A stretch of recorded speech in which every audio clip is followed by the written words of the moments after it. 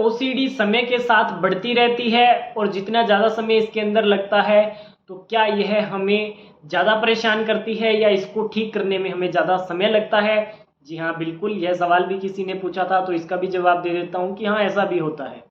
यदि आप अपनी ओसीडी को वक्त रहते ठीक नहीं करते हो और इसको बढ़ाते रहते हो तो फिर इसको ठीक करने में आपको काफ़ी मशक्क़त करनी पड़ती है। होता भी है ऐसा बहुत बार। इसके अंदर एक बात को आपको समझना पड़ेगा। क्या है वह बात?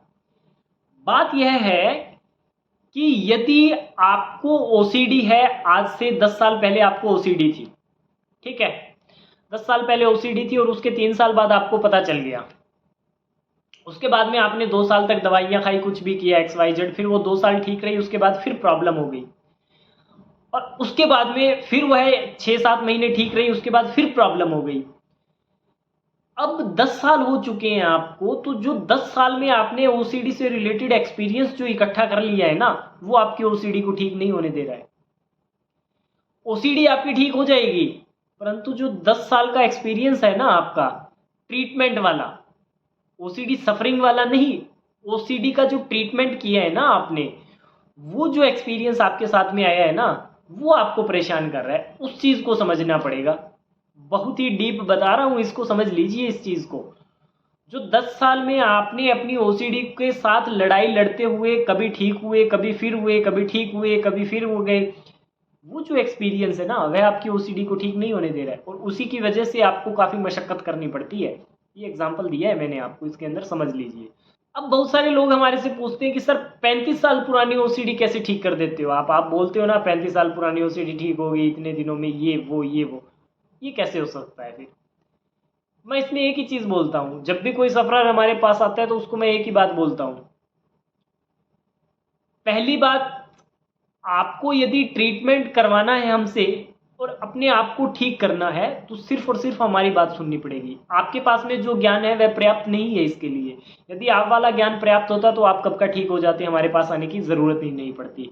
तो अपना ज्ञान इसके अंदर मत चलाइएगा, जो चीज़ मैं बोलता हूँ वही करना है। स्पष्ट बात है ये, जो हम बोलते हैं वह करना है, अपने वाला ज्ञान इसके अंदर मत लगाइएगा। ऐसा समझ लो आपको इसके बारे में ज़ीरो नॉलेज है, कोई ज्ञान नहीं है, जो हम बोलेंगे वह करना है।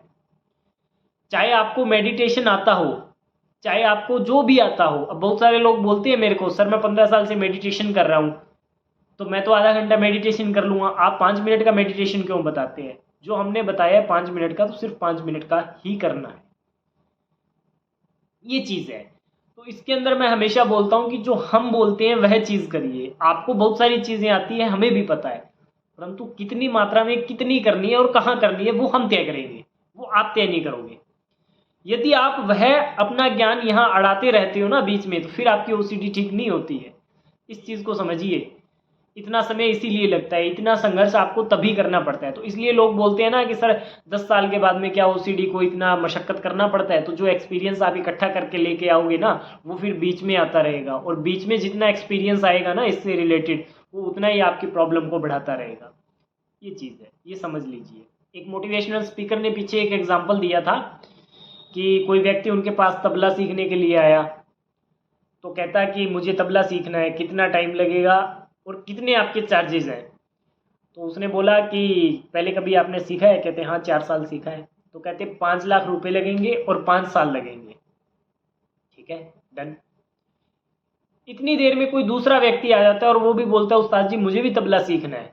कहते पहले कभी सीखा है? कहते नहीं। कितने टाइम लगेगा? 1 साल लगेगा और 1 लाख रुपया लगेगा। वो बोलते हैं ये क्या लोचा है, मैंने तो 4 साल सीख भी रखा है और फिर भी मेरे को 5 साल लगेंगे, और इसने तो बिल्कुल कभी कुछ किया ही नहीं, इसको 1 साल और 1 लाख रुपया, ऐसा कैसा? तो कहते जो 4 साल आपने सीखा है ना, उसको मिटाने के लिए 4 लाख और 4 साल लगेंगे। सिखाने का तो सेम प्रोसीजर है, 1 लाख और 1 साल, पर पहले 4 साल है ना, आपने जो 4 साल सीख के आए हैं ना, वो मिटाऊंगा, उसके लिए 4 साल लगेंगे और उसके लिए 4 लाख रुपया भी लगेगा। ये एग्जाम्पल था, किसी ने दिया था। वो एग्जाम्पल यहाँ परफेक्ट बैठता है कि आपके पास में जो एक्सपीरियंस है ना, वो आपको इस कदर लेकर के डूब जाता है। तो अपने वाला एक्सपीरियंस यहाँ मत यूज़ करिएगा, ठीक है? जो सामने साइकोलॉजिस्ट, काउंसलर, थेरेपिस्ट जो भी बोलता है वह करिए। सिर्फ उसकी उंगली पकड़ करके चलिए, वो जो बोलता है वह कर दीजिए, अपने ज्ञान को यहाँ आड़े मत आने दीजिए। यदि उनकी बताई गई बातों पे आप चलते हो, उनके बताए गए तरीकों को फॉलो करते हो, तो बहुत जल्द आप वो सीढ़ी से बाहर निकल जाते हो। और यदि अपनी टांग अड़ाते हो और अपने ज्ञान को बीच में लेकर के आते हो कि मैं तो ये कर दूंगा, वो कर दूंगा, ये हो जाएगा, वो हो जाएगा, फिर कुछ भी नहीं होगा। इस चीज़ को समझ लीजिए। चाहे आप किसी के पास ट्रीटमेंट ले रहे हो, चाहे आप कहीं भी कुछ भी जुड़ रहे हो, यदि आपको रिजल्ट भी नहीं मिल रहा है तो इस चीज़ को समझिए आप कि क्यों नहीं मिल रहा है, कहाँ मैं अपना ज्ञान पेल रहा हूँ। इस चीज़ को समझ लीजिए। यदि ये चीज़ें आप समझ लोगे ना तो इसके अंदर बहुत जल्द बाहर निकल जाओगे। अंदर सिर्फ उसी की बात मानो जो आपको इसके अंदर गाइड कर रहा है, चाहे कोई भी है वह, उसकी उंगली को पकड़ करके आप इस समस्या से बाहर निकल जाइए। यह बात बतानी बहुत ज़्यादा ज़रूरी थी। क्यों? क्योंकि लोग ऐसे ऑब्जेक्शन करते हैं बाद में, और इससे रिलेटेड बहुत सारे सवाल आते रहते हैं हमारे पास में। तो आज के जो वीडियो है इसके अंदर मैंने सिर्फ सवालों का जवाब दिया है, मैंने कोई वो चीज़ नहीं बताई, सिर्फ सवालों के जवाब दिए हैं कि इस तरीके से आप इन चीज़ों से बाहर निकलिए, ये चीज़ गलत हो रही है आपके साथ में। इस वीडियो में मैंने पिछले अपने 7-8 साल का एक्सपीरियंस इसके अंदर शेयर किया है, इसको आप समझ लीजिए। और ज़्यादा इसमें करने की कोई ज़रूरत नहीं है। साइकोलॉजिस्ट, थेरेपिस्ट की बात मानिए और समस्या से बाहर निकलिए। यदि आपको भी इससे रिलेटेड कोई भी समस्या है, कोई परेशानी है या आपका कोई सवाल है, तो वह भी आप हमें भेज सकते हैं। दिए गए नंबरों पे कॉल कर सकते हैं, ऑनलाइन ऑफलाइन हमारे साथ जुड़ सकते हैं, हमारी मदद ले सकते हैं। आज की इस वीडियो में इतना ही। धन्यवाद।